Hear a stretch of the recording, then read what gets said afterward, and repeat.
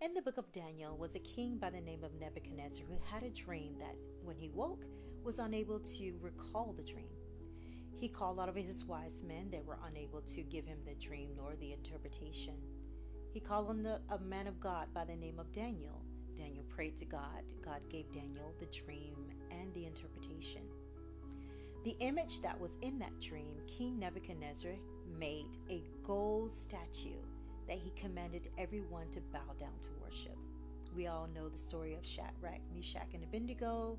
They did not bow to the image. They were thrown into the furnace, and God rescued them from the flames.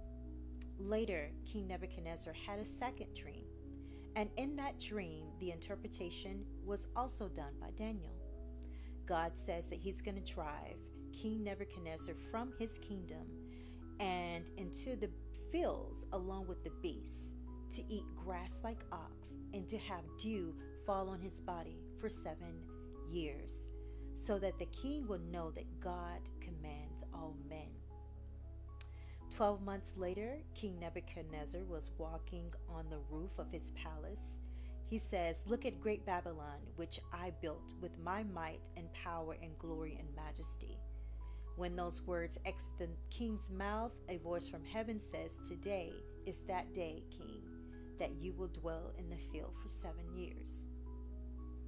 Which kind of brings me to something I don't speak much about, which is pop culture. I want to speak about Shannon Sharpe, the ex NFL football player that recently had to pay his ex lover $23 million from a lawsuit.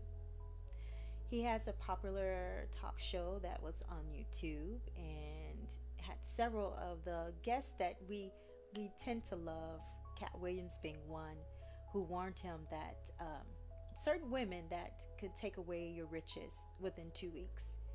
Monique, the actress and comedian, also warned him and says, "Shannon, you need to find you an older woman that will love you while you're old." And then Little Yachty also says, "Hey Shannon, my mother is around your age.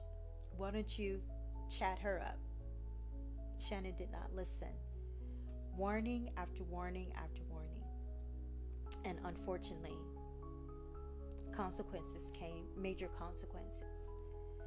And this is not just a cautionary tale, it is prophetic.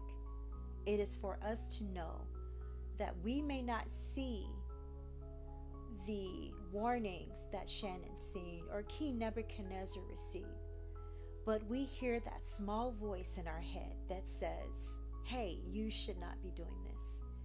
You should not be going on a date with someone that's not your spouse, because this can end in infidelity and you can lose your family." Or, "I should not be cheating my business partner because this can end my business." There's always these small voices that we hear that we ignore. Little that we know, there are consequences that will follow. I'm not here to judge Shannon because it could happen to any of us that do not heed the warnings that we hear in our heads or maybe from other people. This is today for you to make a personal assessment of yourself and decide that you will heed that voice and turn away so that you will not fall into the pattern of destruction.